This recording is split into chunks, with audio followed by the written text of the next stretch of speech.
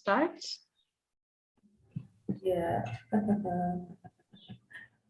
Wilson, can you make me co-host? Okay, yeah. Yeah. We are now live on YouTube, so just wanted to. How do I make you co-host again? Just a second. Yeah, there you go. Awesome. All right. So we are starting now. All right. Starting the webinar. Wilson, can you make me? Recording in progress. Sorry, Jessica, you were saying? No, I was just saying that we're starting the webinar. So the webinar started, people are joining.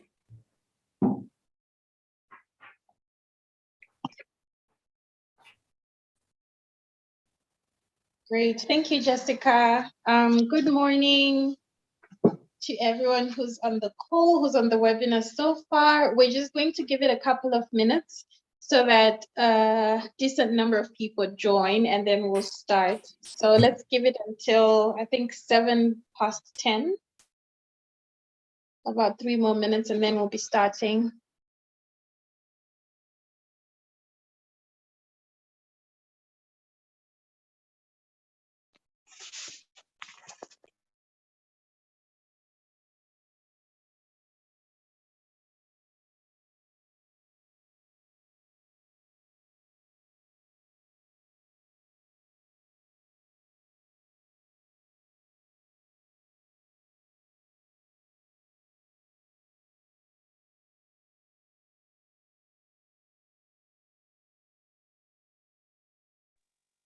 Welcome to everyone who's joining this webinar. We will be starting shortly. We're just waiting on a couple of people to join, and then we'll start.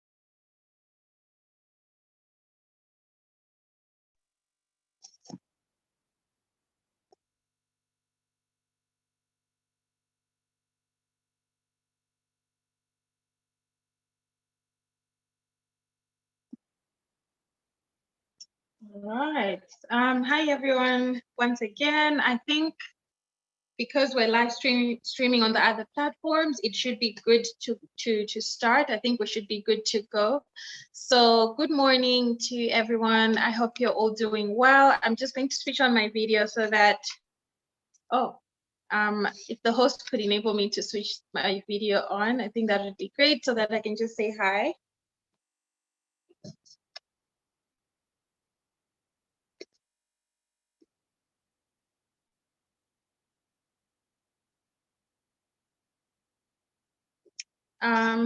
Wilson or Jessica?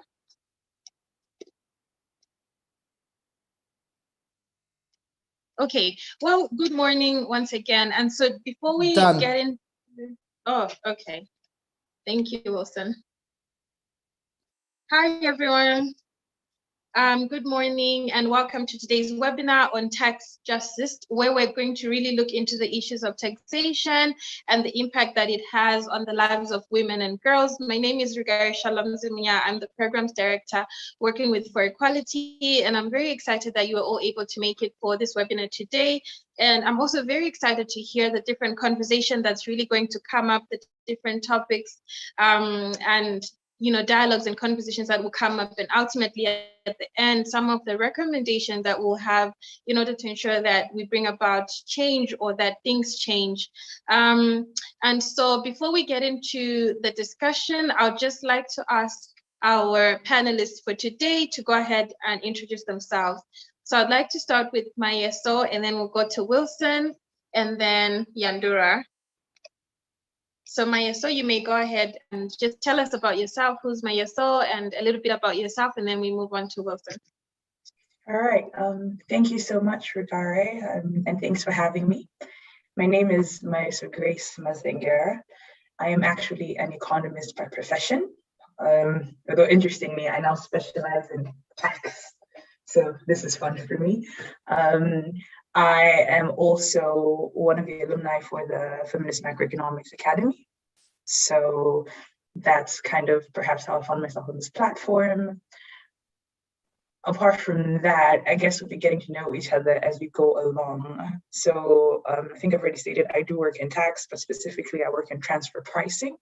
So for those of us who want to know what that is, it's really just how related parties choose to price their transactions and whether or not that affects their base and profit, and especially in the profit shifting that does occur internationally, where you find profits being shifted from one jurisdiction to another, which might have a better tax regime. So I work in that particular part of taxation. And thanks for having me again. Back to you, Rigari. Great, thank you, Mayeso, for that introduction. Wilson? Good morning, everyone. My name is Wilson Chivanga. I'm the Executive Director for Equality Africa, and I am really excited to be joining this webinar today. I'll talk briefly about For Equality Africa, just so that you guys know who we are and the work we are doing. We're a Pan-African organization, and we have massive interest in issues around economic justice, social justice, and gender justice. And those are the three pillars of work that really frame what we do. But specifically around economic justice, we have been doing quite a lot of work here in Malawi as an organization, but also through an alliance, which we are a part of, the Feminist Macroeconomics Alliance in Malawi, which is a grouping of a number of civil society organizations that include Action Aid, Malawi Human Rights Resource Center, Activista Network, Care International Malawi, MHub, and a few others that are joining and coming along. And our main interest really is to harness the collective voices and agency of young women to really, stand up and demand for, number one, public service delivery, hold government accountable for issues around public debt, issues around public service delivery, issues around taxation. So we're really looking at macroeconomic issues broadly, and I'm really excited about that work. So it's a pleasure to be on this call, and excited to see what the conversation brings up. Thank you, Shalom. Great, thank you so much, Wilson. Aisha? Hi, Aisha, welcome. You're muted, Aisha, but I can tell you're speaking. Oh yeah, you can hear me now, yeah? Yes, now we can hear you. Thank you. My name is Aisha Katungwe. I'm a social scientist. I'm also a gender technical person. I am currently working with Action Aid as a project officer on a tax justice for gender responsive public services project. Yeah, that's about me in brief. Great. Awesome. Thank you, Aisha, Mayeso, and Wilson for those introductions. And so as we're getting into the discussion, I think it's really going to be key to analyze and see what is the impact of taxation on the lives of women and girls? I think it's something that maybe a lot of people don't really think about. But then when you get to realize that our tax and financial systems are really our most powerful tools for creating a more just society that, you know, gives equal weight to the needs of each and every single person, you begin to look at issues around tax and financial systems really differently. And, you know, when we think about public services, when there's not enough funds when there are not enough funds that are allocated to public services and taxes are not really collected in a fair way and they're not spent in a fair way, it seems it's women and girls who pay the highest price for this. And so this discussion is really going to be diving into some of those issues. How exactly is tax related to gender? What are some of the links? What are some of the impacts that tax justice or lack of has on women and girls? And so just to start us off, I'll start with you, Wilson. What really is the link between gender equality and taxation? Where do the two meet? And yeah, where's the link between the two? Thank you, Shalom. And once again, thank you to everyone who's here on the call. I've seen some comrades, on the call. So great to see you guys here. Issues around gender taxation. I think if you've been in the development space or in these conversations you've had of these issues, we've talked about them because I think both are key in terms of development policy conversations, but then rarely do we dive into the nexus between the two because there are really strong links between the two. And so to answer your question directly, I think I have a few thoughts around what this nexus is and where do we see the two intersecting and what are some of the critical issues that are coming from there.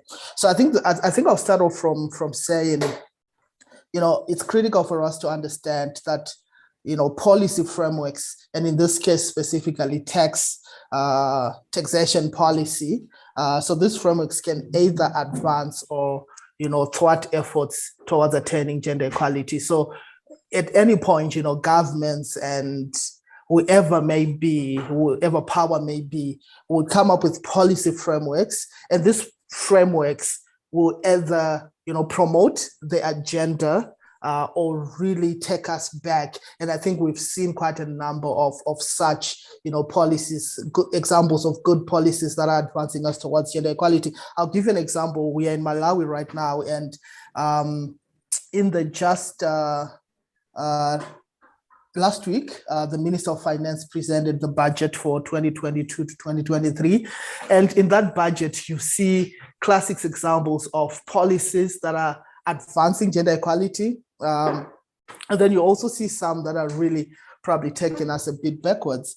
I'll cite two examples of ones that I would say are advancing gender equality. He announced that, they are removing VAT, value-added tax on sanitary products. And I mean, that's something we've been crying for a long time. And I know a number of countries in the region have been doing that. So that's progressive. We're excited, we're happy about that.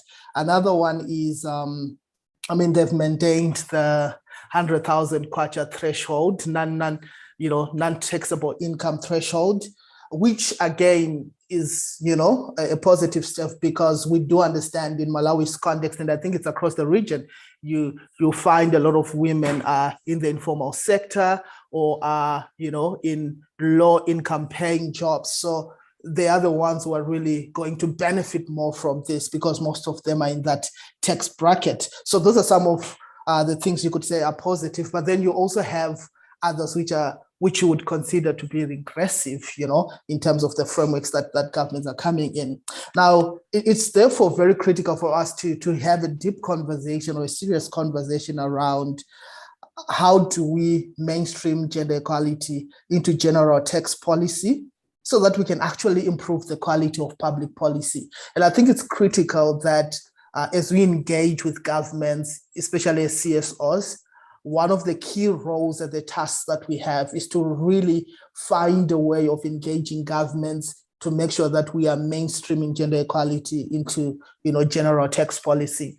I'll give an example of Malawi. Again, I think we've made certain strides. I mentioned in my introduction the work that the Feminist Macroeconomic Alliance is doing. And one of the key things that we are doing right now is engagements with, different government ministries and ultimately Ministry of Finance in terms of the budget, but we are using a multi-stakeholder approach whereby we're engaging with the Ministry of Gender, which is our parent ministry, but also engaging other key departments like the National Planning Commission, Public Procurement Board, and all the other key stakeholders, and then building momentum and building consensus on issues around gender mainstreaming, and then finally engaging the Ministry of Finance so that we have the backing of all these critical stakeholders, so that we make sure that, there is, progressive policies that are being set up. I could talk a bit more about that, but because of time, I'll jump that. But I'll be glad to share more notes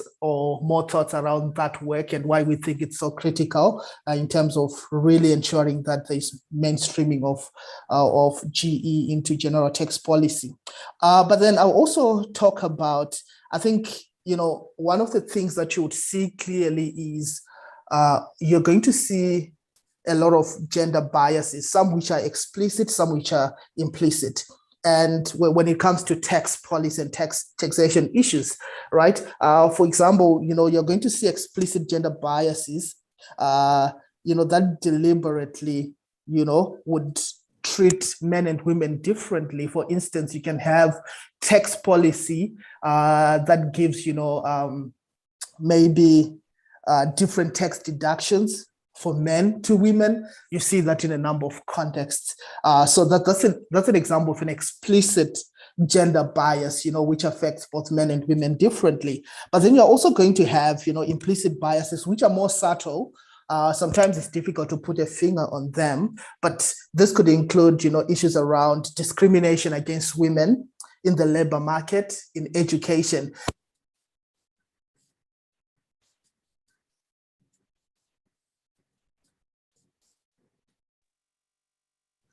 Hi, Wilson. I think you're breaking.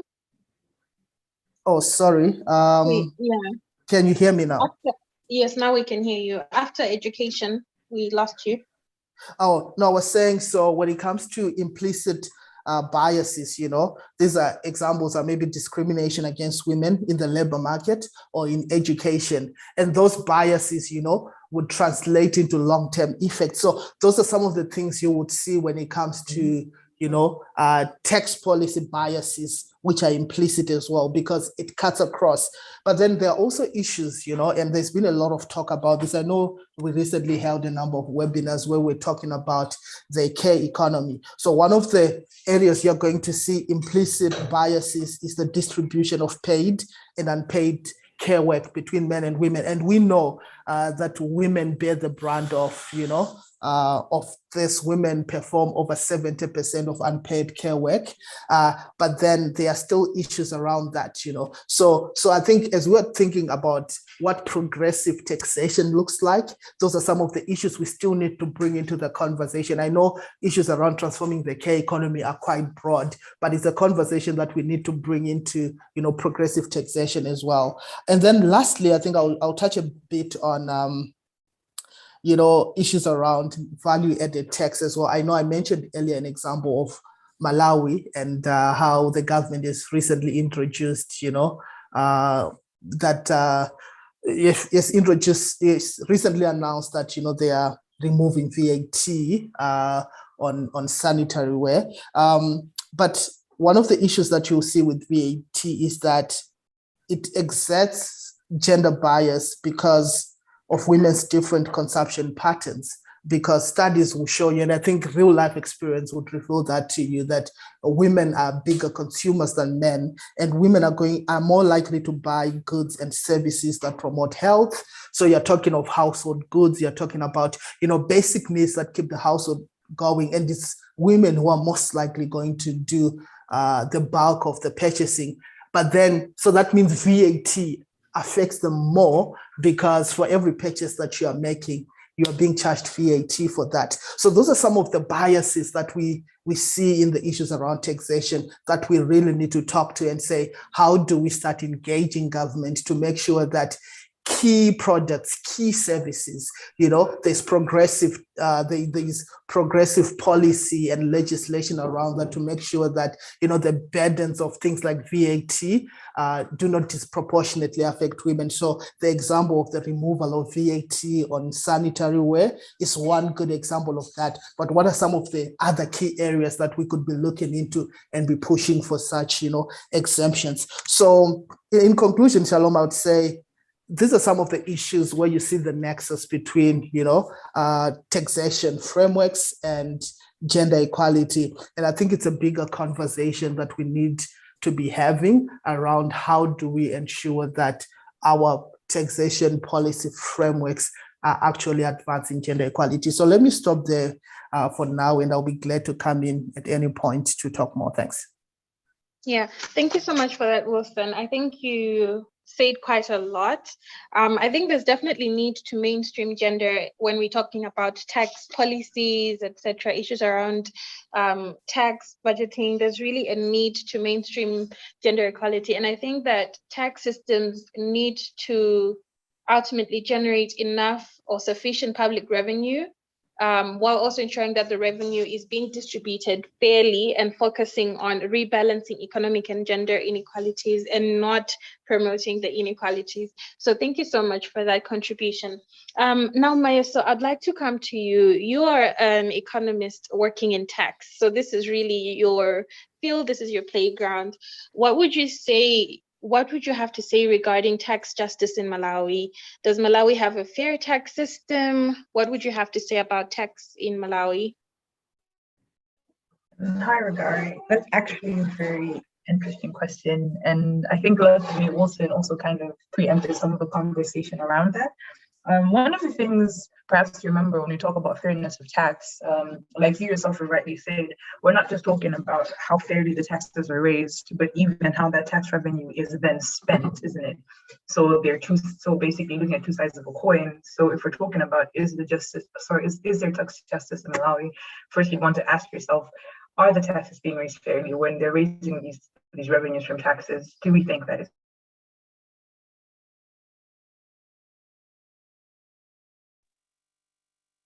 Hi, Maya. So sorry, I missed. Who is actually so important and actually impacts the fairness of this.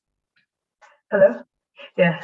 Hi, so, I think you were breaking for a bit, but please continue. Yeah. It's okay, continue.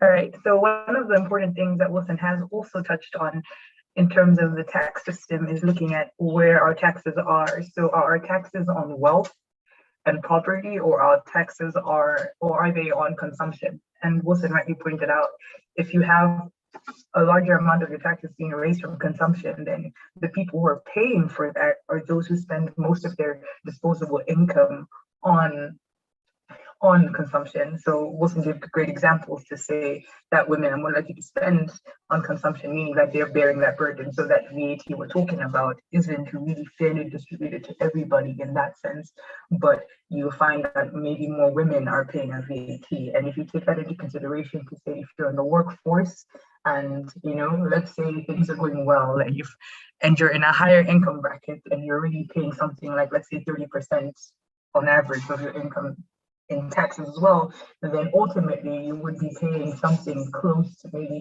40-something% of your income, let's say in a month or in a year on taxes, which is a really kind of shocking figure to think about it. That is to say, you're working hard for yourself and not for the government in that sense, yes? And Wilson spoke about the tax brackets and how progressive it is that we have that 0 to 100,000, which is at 0%.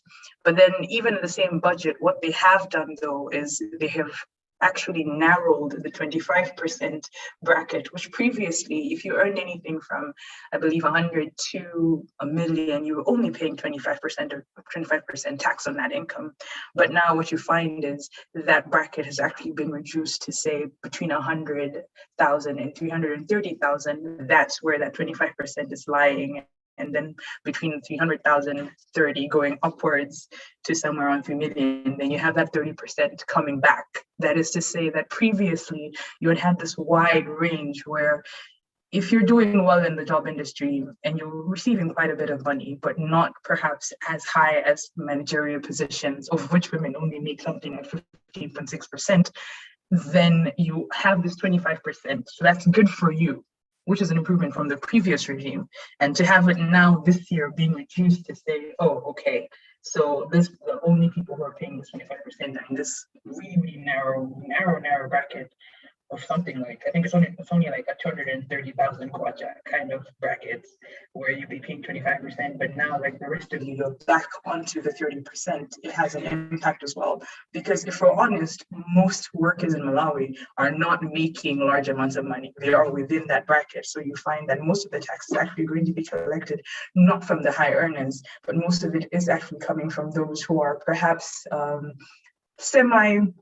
semi-senior kind of positions, not management per se, which is, if you look at organizations, then, you know, those positions are kind of the lower income.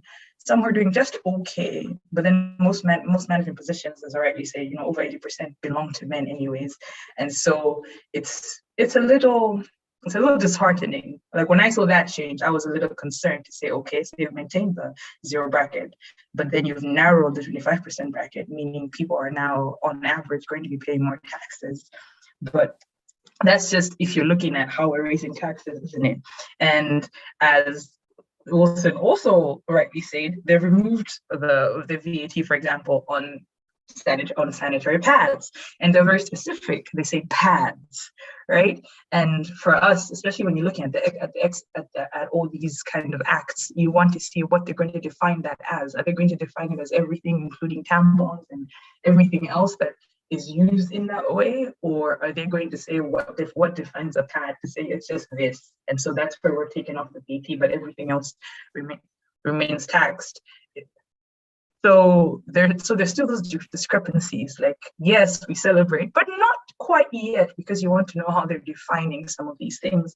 And it's very interesting to see what the regime really is trying to do. And hopefully the spirit of that change will then fall into maybe other areas. But like beyond that as well, we're just talking now about like the raising of taxes. Beyond that, we're talking about how are those revenues spent. So if you look at the budget that's just been presented, Wilson's brought this up. I love that he did. So this was only last Friday, isn't it? If you look at the budget, they're saying that education is getting 16.3%. They're saying that agriculture and water development and that industry is getting 15.8%, and you've got health at like 10%, and then you have the others like transport having something like 7% and all that. So you want to see where is the money going. So you've raised all this money, now where is it going to be spent? And the minister very openly said as well, and then we should be aware of this, that even if a large chunk or a large percentage of a portion of the budget is going to these industries, they have been very specific to say that we have recurring costs such as wages, you know, pensions that we're paying for civil servants who are working in these industries. And so that same budget, it's not just for development work. You must realize that some of it is really just for that. They're trying to maintain the industry itself. They're saying we want to pay our teachers who are working in education. We need to pay our doctors who are working in health. And as we know from last year and the years before that, they've been having trouble even meeting those needs, right? So it makes you question, okay, so if this amount of money is going, but you're still failing to pay your doctors. So in the event that you do actually pay your doctors, which we want you to do, it means there's less money for medicine. It means there's less money for development of new hospitals or care centers. And as also has been rightly said before I spoke, you will find that when it comes to care, right? If people are sick, but then we don't have the right hospitals, or we don't have the medicine, the bulk of that, women pay for that, not just highly, but they pay for that in time and with their bodies.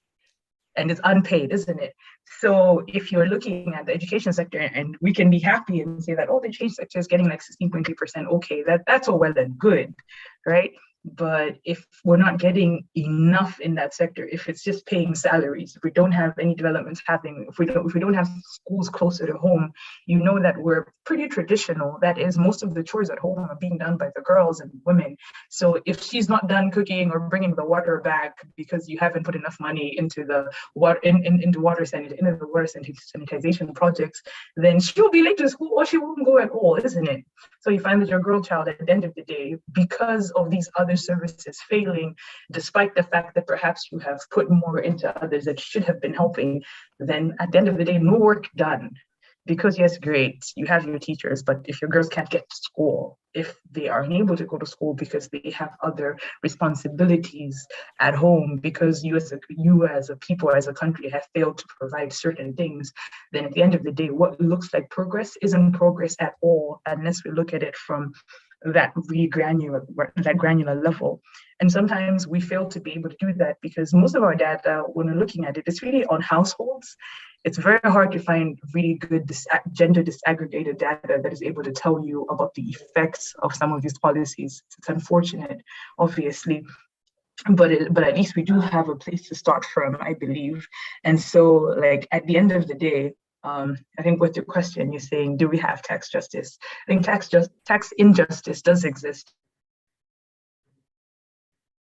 You know, even when we talk about how we have a different regime for if you earn income other than employment income, but then they have like lower tax rates, right? The highest bracket is you're looking at 30%. So the question would be, right, that would you rather be employed and make all that money and then you have to pay 40% to the government, or wouldn't you rather stay than in the informal sector and run a business, let's say, and then you have your own tax return and you only have to pay that 30%. But even that, when we're looking at taxpayers that are formally owned by women, it's not a large percentage, is it? So you'd find that most of them are male counterparts who get to plan around that, and they will be able to kind of to be able to use that loophole between the tax brackets, which previously the government had tried to align it by trying to kind of align the payee tax regime as well as the other income tax regime. But now that no longer exists. So that's left loopholes and room for tax planning for those who are able to recognize the opportunity that's there. So we have all these issues that are interconnected that at the end of the day really need to be addressed and say, okay, so what's going to happen now and how best do we utilize this? So yeah, so I think there's that. Yeah, and even on, yeah, sorry. Yeah, and like even like last yeah, I think like my last comment would be on something that wasn't actually also brought up when he was talking about the explicit bias. He mentioned how you might have some policies that, you know, are very openly are against, like they are against women or they reward men more. The truth is, even as I speak, unless something has changed, and I don't think it has, our Taxation Act does say that like wives and their husbands should give the same, you know, tax return. But what will happen then is that your income, because you're topping up someone else's income, will automatically go to that person's highest tax bracket. So if your husband's highest tax bracket is 30% and your income, be 100,000 or whatever, is added to his and you're giving this return, you find that you won't get to enjoy that bracket of 100,000 being at 0%. So most people don't actually give joint income statements because of that. They're trying to, you know, give individual ones so that they can actually like be able to benefit from those kind of changes. Yeah, so like it's interesting, I think, yeah, and a lot to think about even as we try to answer such difficult questions. Yeah.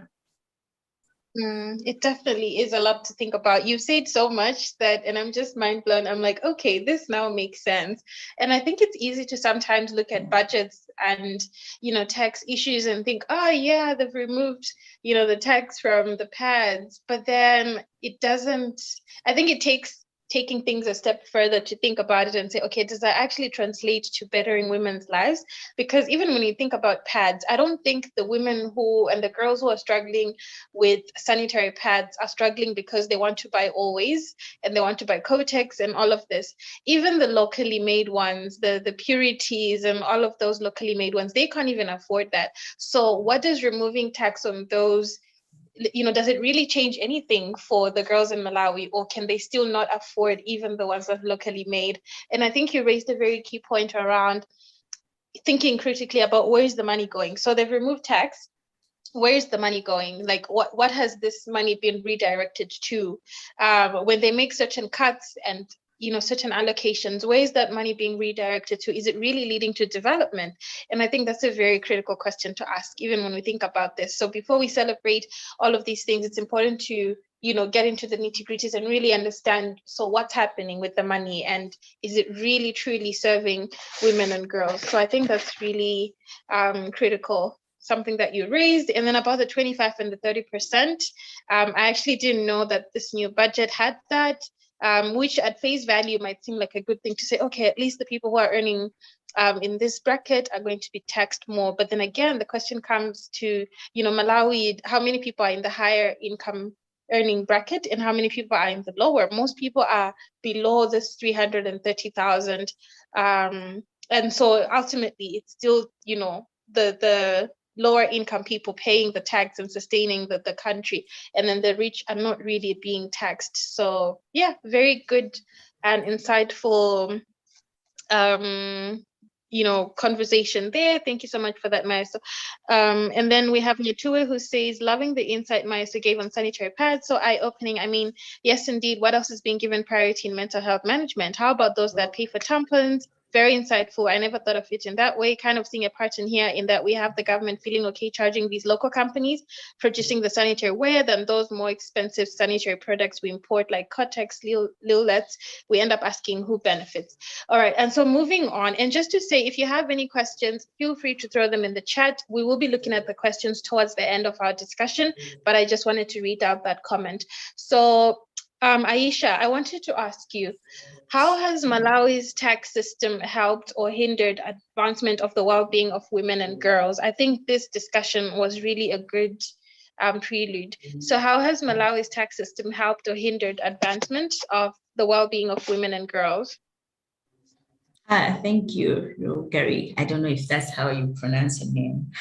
Yeah, that's okay.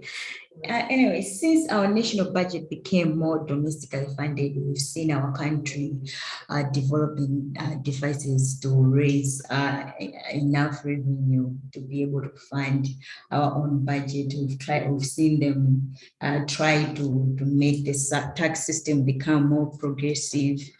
But we still see that the Malawi tax administration system is struggling in collecting enough revenue.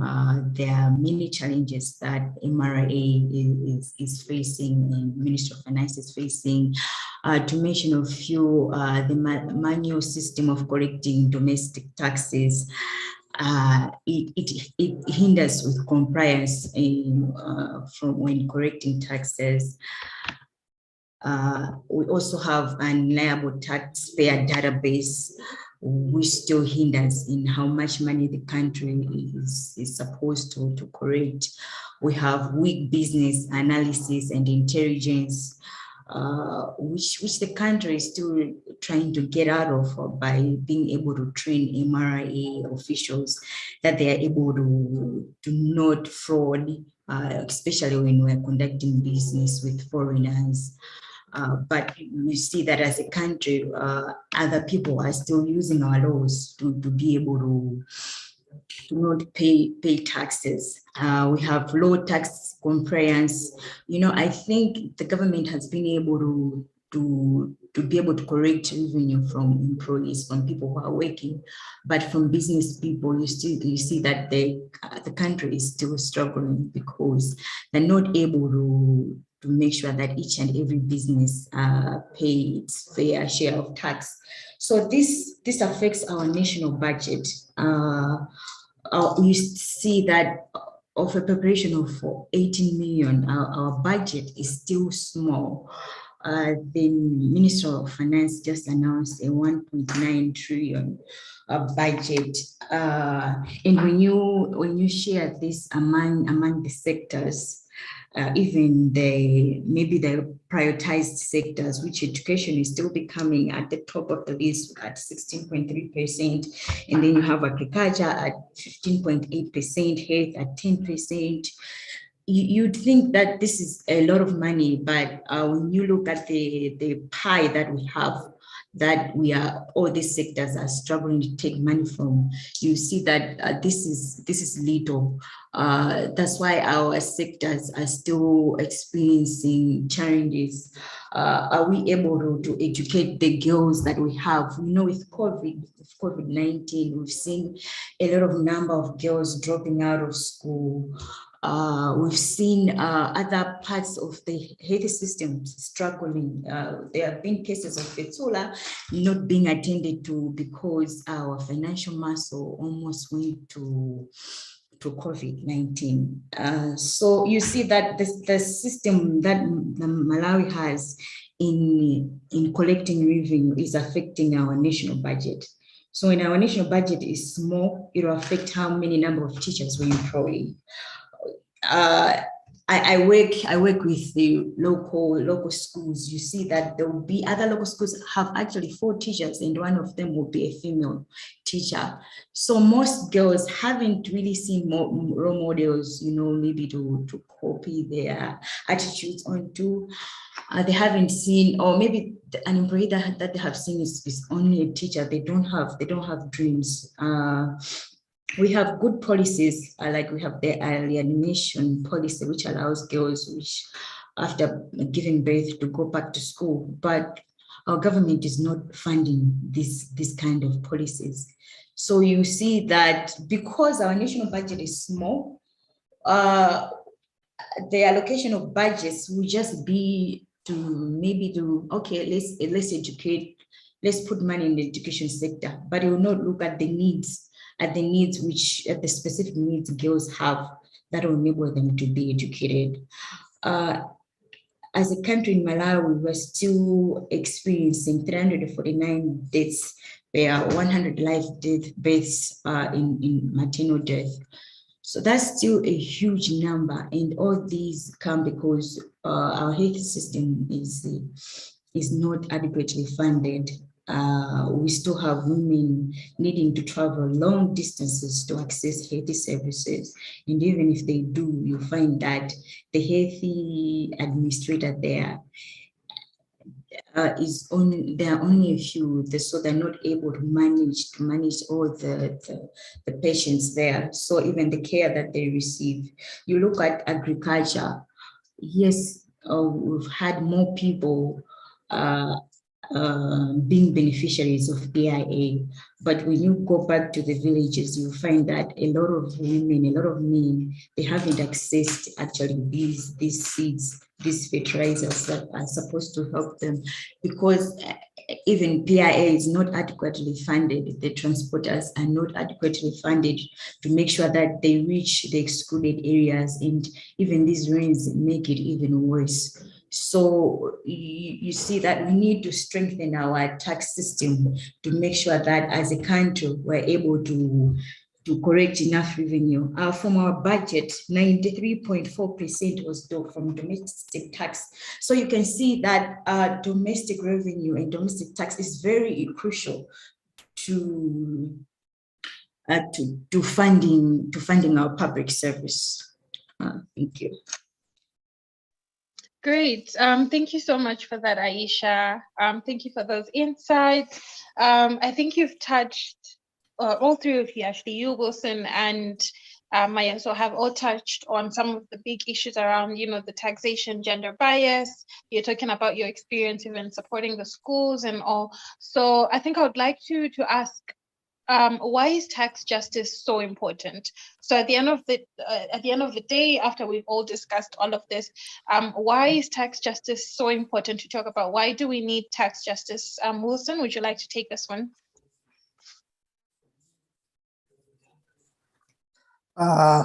Thanks, Shalom. Yeah, I will briefly take that. I think we've already started answering that. You know, through the conversations we're having. I think both Aisha and Mayeso really raised critical issues which really speak to the importance of tax justice. But, generally speaking, and we will always say tax justice in simple terms means taxes are being fairly raised and they are being fairly spent or fairly distributed. So it's really around fairness in terms of how are we raising the taxes and how are we using the taxes. And I know Mayeso alluded to that quite extensively. Now, I think I'll highlight a couple of things. I mean, there are a lot of key reasons why tax justice is important, but I think I want to highlight 2 or 3 issues, which is, I think, number one, at the core of our calls and cries for tax justice, we're calling for progressive taxation. And what essentially we're saying, and I think, again, Mayeso has alluded to this, and Aisha as well, in terms of how are we structuring our tax system, especially when it comes to, firstly, personal tax. So that is issues around maybe pay as you earn and so forth, right? We talked about how Malawi has a sort of staggered system or scales, the 0 to 100 threshold, then the 100 to 330, which is now 25%, which has been lowered, like Mayeso alluded to. Then you have, the 30% that comes after that to, I think, 3 million. Then I think there's a 40% bracket which comes after that. So there are those scales. Now the question is, we need to look at that extensively to say how progressive is that. And I think I really want to re-highlight again what Mayeso said about the reduction of the 25% bracket, because that used to extend to 1 million kwacha. Now it's between 100 to 330. And that effectively means that if you are earning 500,000 kwacha, you're paying more taxes than you used to, so that's very regressive, in terms of the progression we want to see. So we are saying there has to be, progressive taxation.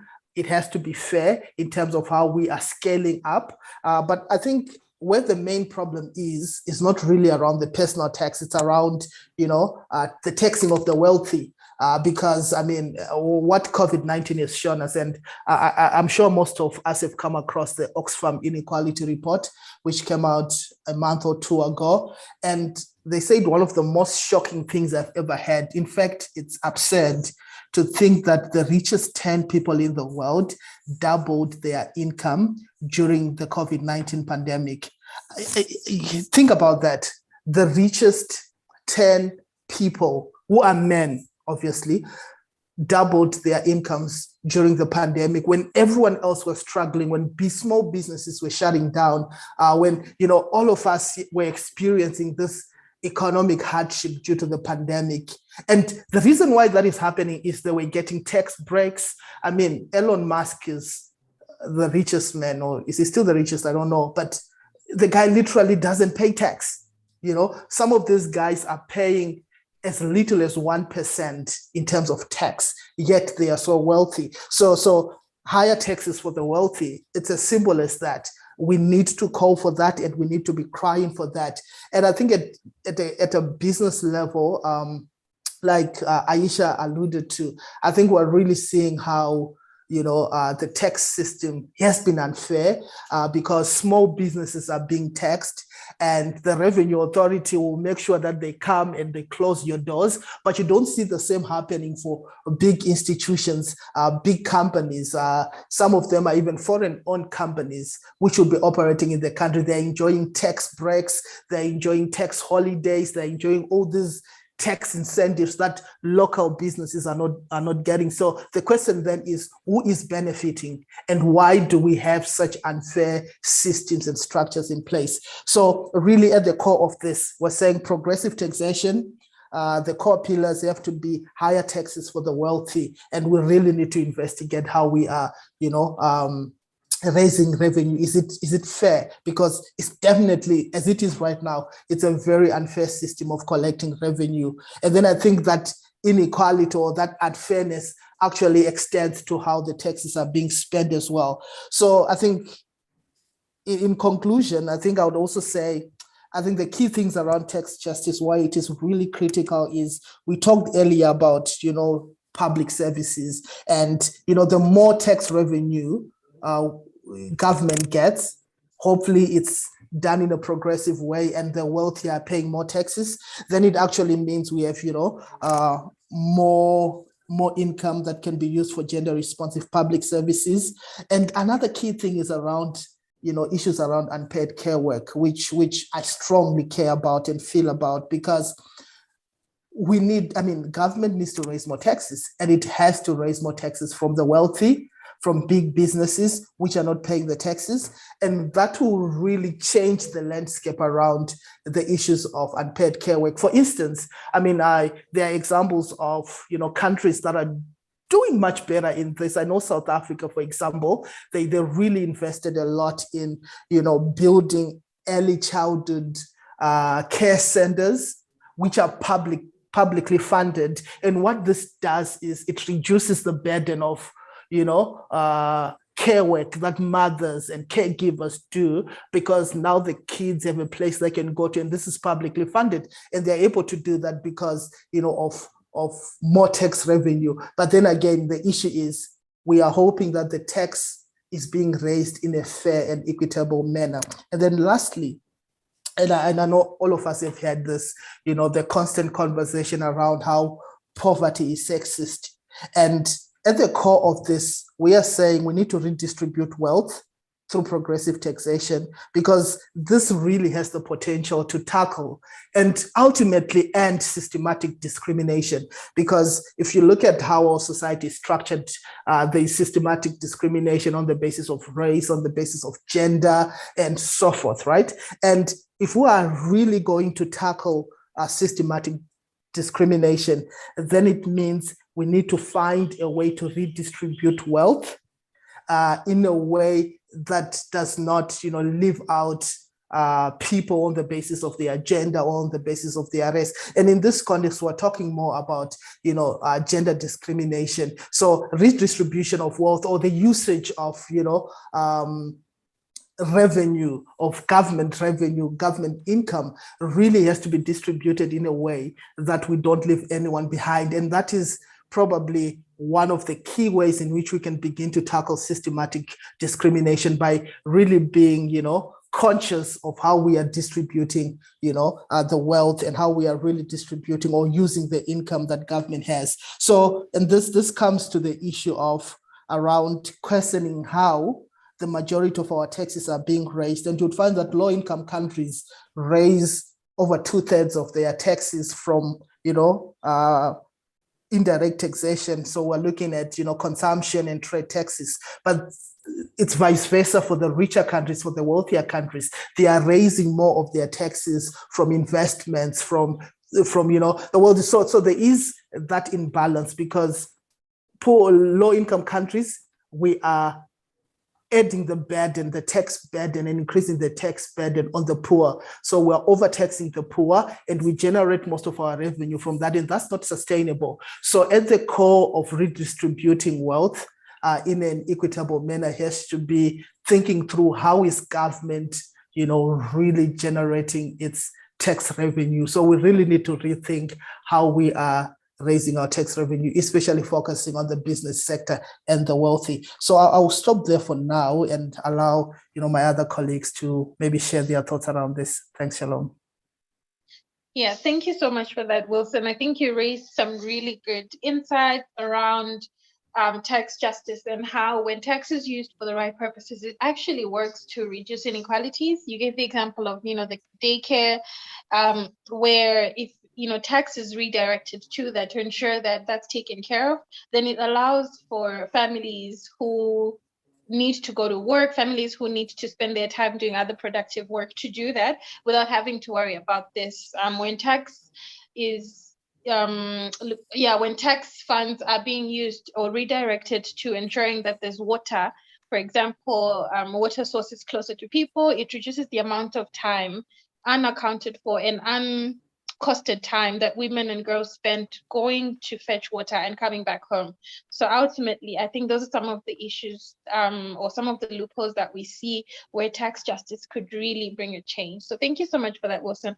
And so our last question, I'll throw it to you, Aisha, around what is the link between tax justice and public service delivery? I think Wilson touched on quite a bit on the link between tax justice and public service delivery. However, just for a minute or two, just tell us, more clearly, what exactly is the link between these two? And then after that, we're going to go on and look at some of the questions that we have both in the chat and in the Q&A. So over to you, Aisha. Thank you, very great. I think in short, our country is still facing tax injustice, especially from foreign companies, multinational companies, to be specific. You find that from our archaic laws that we made with our colonialist countries, for example, the UK, Netherlands, even some of our neighboring countries, South Africa, we did double taxation agreements with them, which allows these countries to not pay tax or pay very little tax. This is a fight that the southern countries and even Africa as a whole, we've been fighting to make sure that these documents are revised. And we have a good example in Malawi from Paladin that we saw a lot of potential tax revenue that was lost because of these details of tax breaks that our country gives, some of them from maybe corrupt ministries or officials which we have trusted to make sure that they do good contracts that look after the Malawians. But you find that also some of our laws are still weak to make sure that the people's interests are looked after. As of now, as Parliament still does not have the rights to scrutinize some of these contracts that are made with multinational companies. So a lot of injustices, which leads to a lot of tax revenue being lost. ActionAid has conducted a lot of studies. I'll quote one study which looked at educating girls with tax. It showed that as a country, we're losing $87 million yearly to tax injustice, to DTAs and double taxation acts. And just 6% of this could educate girls that were out of school in that year. And it was just 6%. So imagine what the rest of 94% could do to the rest of the public service, to hospitals. I already touched a lot on our domestic tax revenue, being able to finance our public service. And when our public service is not adequately financed, you see that it's mostly women who suffer. It's mostly women who walk long distances to fetch firewood, to fetch water, to send their families to hospitals, and really just increasing this unpaid work that women already do. So that's really how tax justice is linked to public services. When as a country we strengthen these laws, and I'll even call if our brothers from other African countries are here, I think this is just a fight we can't fight this fight as countries alone, because when these foreigners and investors come, and you're not united as countries, let's say as SADC, as COMESA, they will find loopholes to fight you, to make sure that maybe they're getting better deals from your neighboring countries. So if you're not fighting these countries as together, you find that you lose, because at the end of the day, you still want businesses from these multinational companies. So I would say as Africans, let's unite to make sure that we consolidate our laws, we share what we're doing to make sure that we strengthen our laws and make sure that we close loopholes that encourage tax evasion and tax avoidance. And in that way, we will collect enough revenue, because at the end of the day, we don't want a country that whenever it doesn't have money, it increases the local taxes, like what we've been seeing happening. And, last year they decreased the tax brackets, then the following year, they will also widen those brackets again because it needs money. But we're telling them there are other potential revenue that we're losing, and it's not inside Malawi, it's from multinational countries. And that's what is going to finance our public service. Thank you. Great. Thank you so much, Aisha, for that contribution. I think we generally have a good understanding now of the link between tax justice and public service delivery issues. So thank you so much for that. And so now I'd like to get us into the questions that are there. So far we have 3 questions. We'll see if more questions come. And so I'm just going to allocate each speaker to a question. And then if there's anything else to add after the speaker has spoken, the other speakers can come in to add. And the people that are also joining in on the panel could come in to answer some of the questions. So the first question, I'd like to throw it to you, Aisha, is from Benedetta Wasonga, and they're asking what efforts are being made to reduce taxes on the prices of basic foods to allow girls to remain in school. Food prices have skyrocketed, pushing out girls as young as 12 from school to fend for themselves since their families can no longer afford to feed them. So that's for you, Aisha. Wilson, your question is from Kasiri Sivanda, asking, thanks for articulating well the technical challenges around tax justice and gender. I'm keen to hear more about what is being done to generate political will, the missing link to technical solutions. And then the question for you, Maeso, is in the chat. It's from Benedetta Wasonga asking, what policies are being put in place to protect widows from being disinherited out of their land to allow them to continue making a livelihood? So Aisha, you could start, then Wilson, and then Maeso. And then after that, if anyone else would like to say something, you can go ahead and raise your hand and you will be unmuted. Thank you. Thank you. On the matter of educating girls, because I think at the end of the day, this question is really about education and of course about taxing the basic service. As Action Aid, as an organization and other CSOs, I'm sure with for equality as well, we have conducted a number of campaigns and we're still conducting a number of campaigns and engagements with specifically the Ministry of Finance to make sure that first of all, there is enough revenue to be able to adequately finance our public services, specifically education. We champion education because we know that education is really the equalizer of human rights, because if these parents maybe had an education and they were able to fend for the families, you'd see that kids will be more free to go to school. But we want an education system that is adequately financed. Boarding schools, we're advocating for establishment and construction of boarding schools, recruitment of teachers to make sure that girls and boys stay in school, but on reducing taxes on basic foods. Also, of course, we've seen the government also abolishing the tax on oil. That has also been one of our campaigns to make sure that oil and other basic needs, we've talked of even exercise books, maize, soap, even the pads.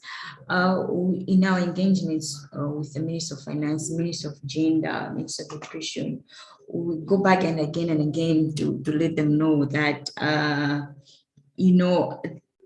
the majority of Malawi lives in the rural areas and they still need help. This is not a time to increase VATs on basic needs. And I think little by little, each year we see that the government listens still, though we still have a lot of work to do.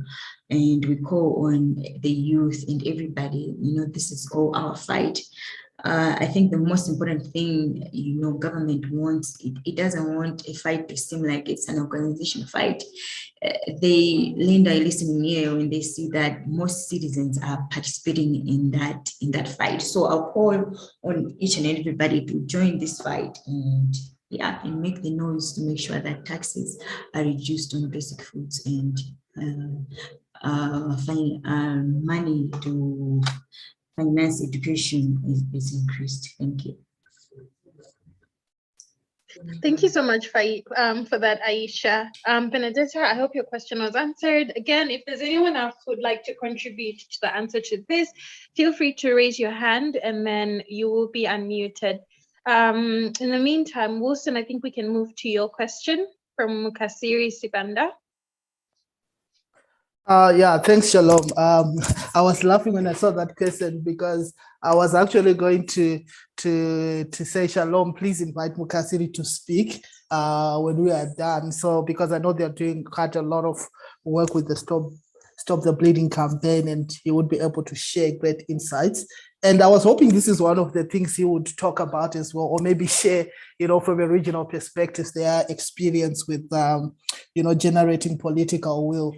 Because like he rightfully said, it is the missing link, right? I think the technical understanding of the issues is now there, especially among civil society. I think we've grown over the years in how we understand and analyze issues, but now that political will bit is still the missing link. So to answer the question, really, it's still something we are grappling with, something we are still figuring out as well. But I can share one or two examples of some of the work we have done around this. And this is not prescriptive really, but it's just highlights of what we have done, which probably has worked in some way. And we'll be glad to also hear from colleagues who are on the call, their experiences in their different countries, and even those that are working regionally as well on what are some of the techniques you have used around generating political will. I think for us, what we have learned in terms of generating political will has been the number one. I'll speak to the issue of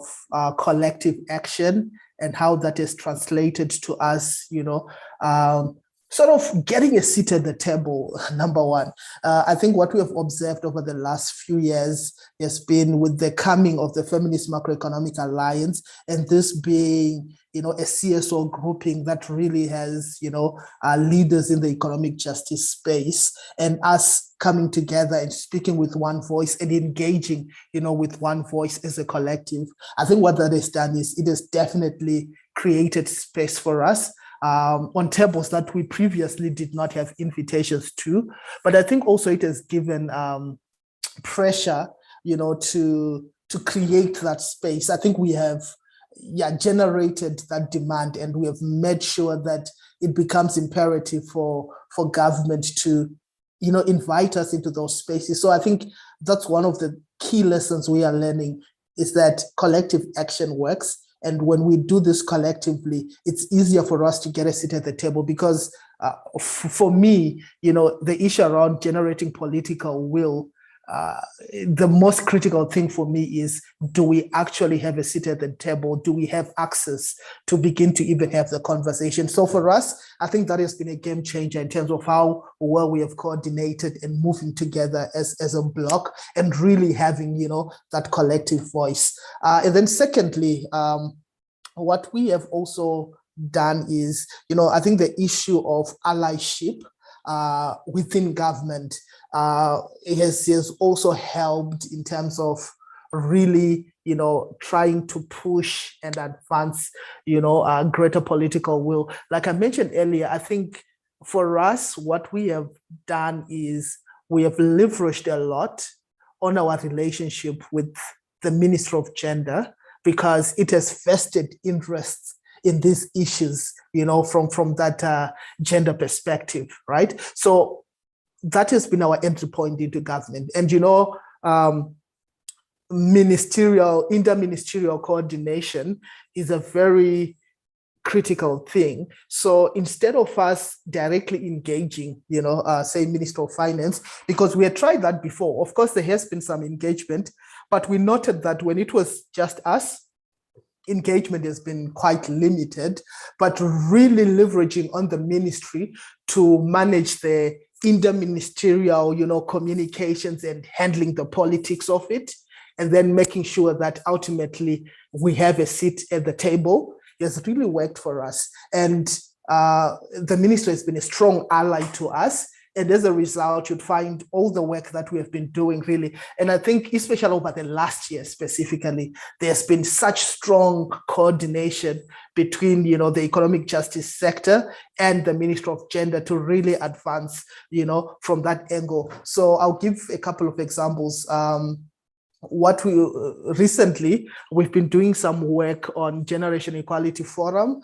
As you know, Malawi is a co-lead on Action Coalition 6 on feminist movement and leadership, but it also made commitments under the Economic Justice and Rights Action Coalition. So these are solid commitments made at the highest level. The president made these commitments. So what we have been pushing for and what we have been doing with the Ministry of Gender now is we leveraged the CSOs that are working in the space and started engagement with the ministry. So we have collectively done work around creating an engagement framework around GEF, a reporting framework which government and civil society uses. We've had a number of consultations where we are coming out with key priority areas for us as CSOs and the ministry around how do we increase financing,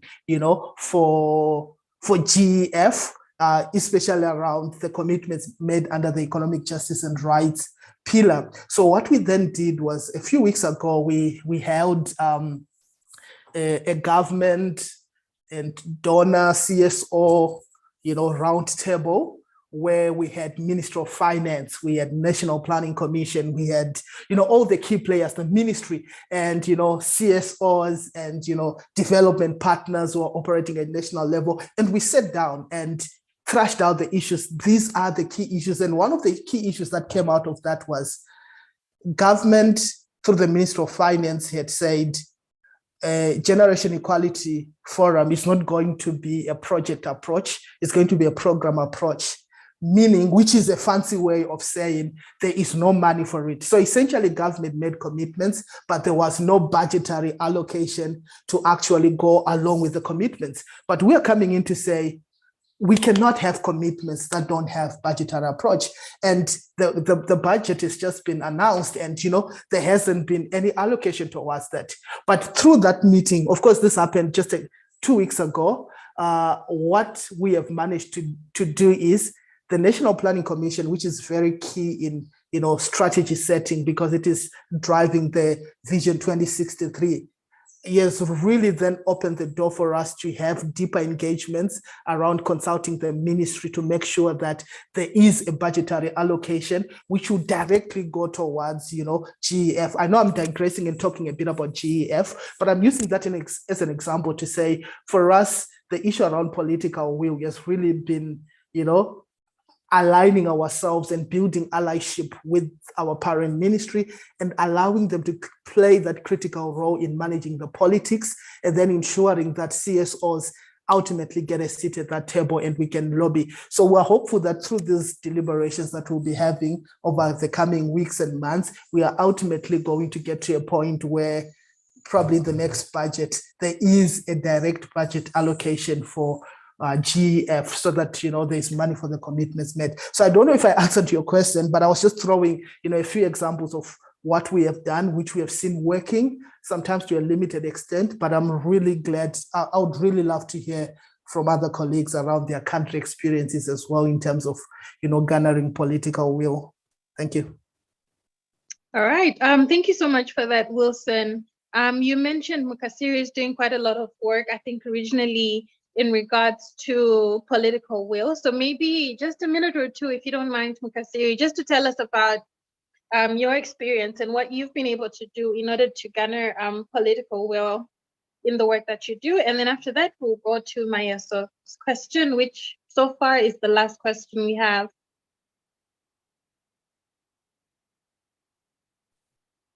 All right, thanks a lot.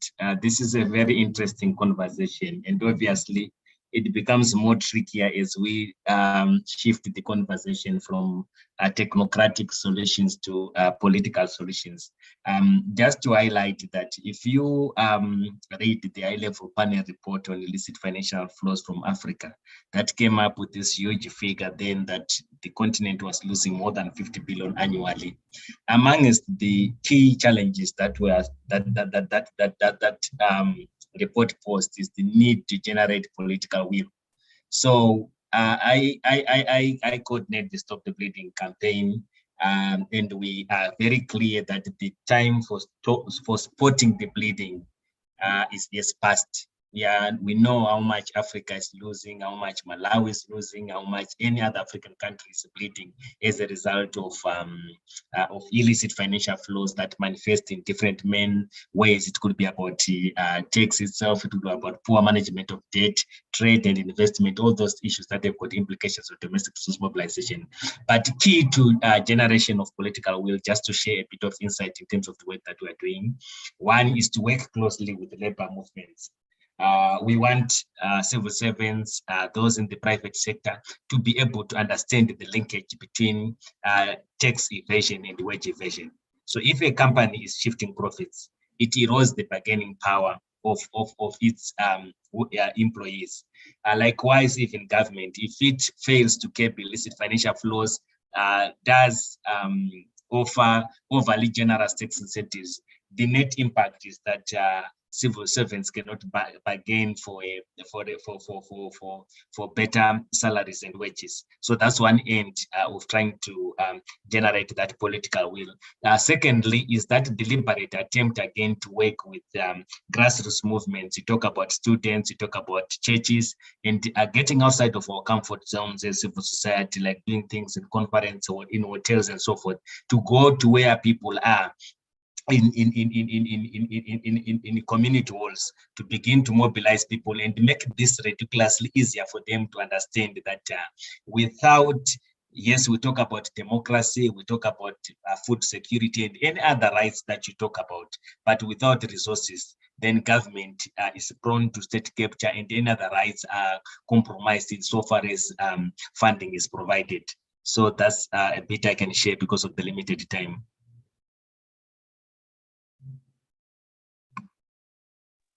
Thank you so much for sharing your experience working in this sector. I think that's really insightful. Thank you so much.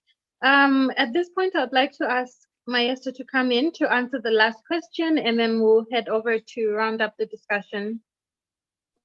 So, Maestro, your question was around policies in place to protect widows from being disinherited on their land.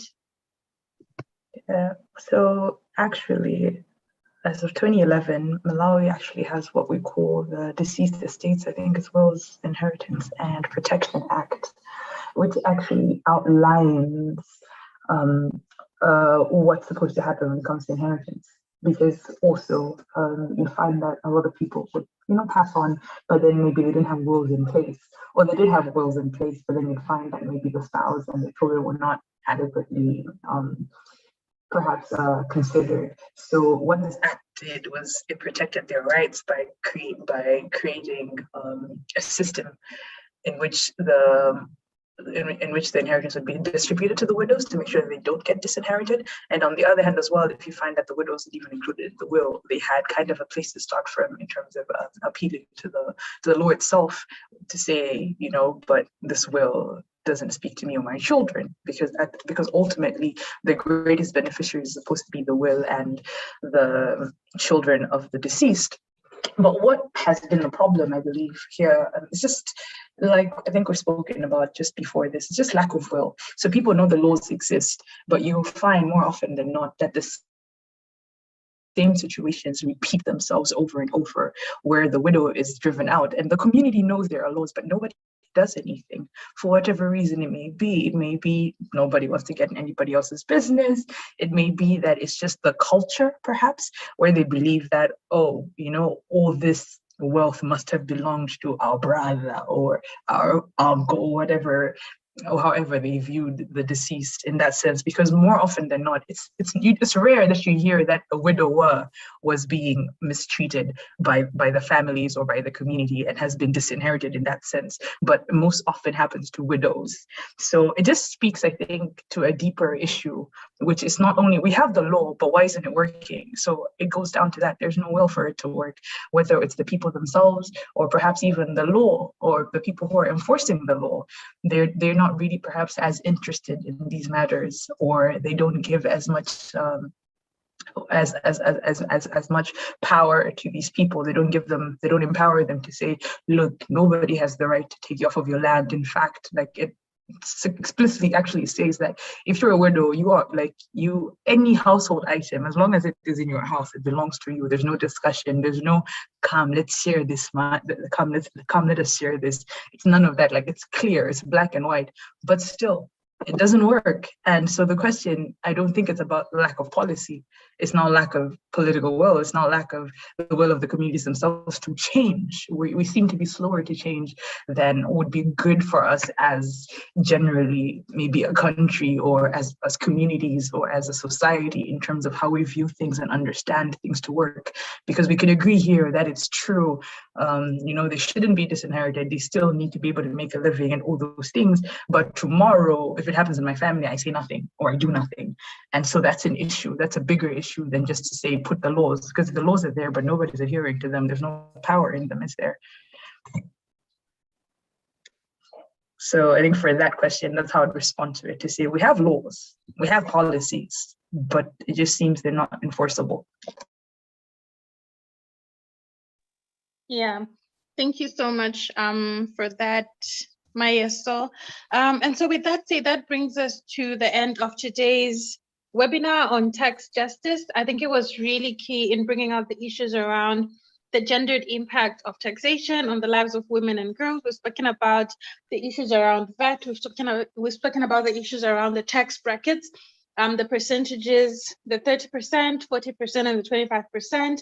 And also, I think the key question to say, when monies are being redirected, especially in the name of tax, is it really going to development? And if it's going to development, how is that directly linking to development for women and girls in particular? So I think what's really key is to keep looking at these issues through those lenses.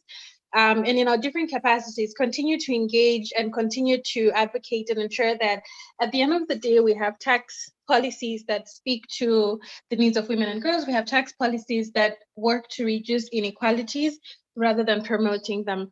And so I'd just like to give our panelists just a minute, 30 seconds to a minute, just to round up any last words that you have to say before we end the call.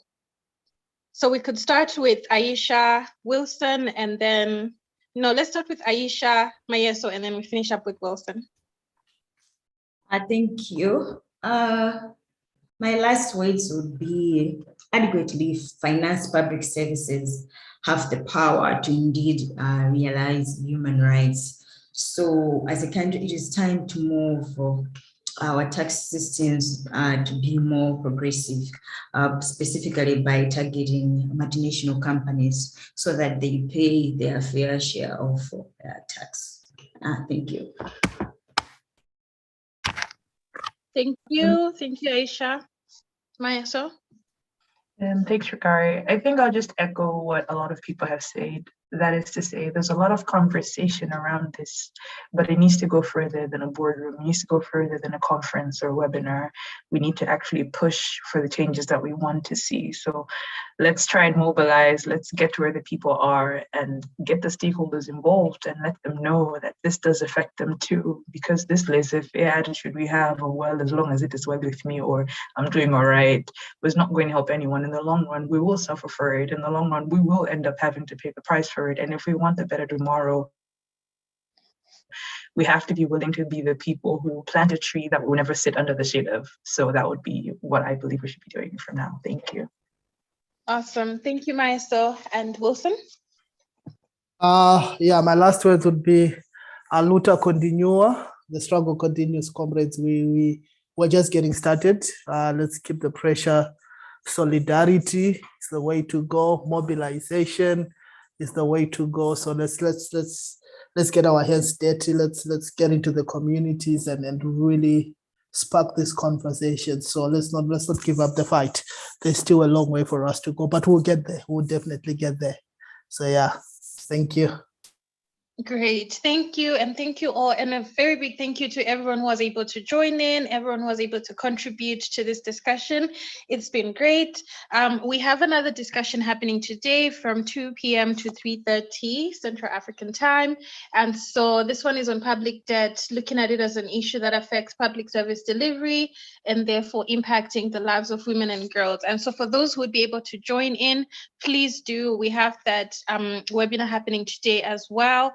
And so with that said, thank you so much. I hope this was fruitful. I hope this was eye-opening for you in many ways. And a very big thank you to our panelists and to everyone who was able to join.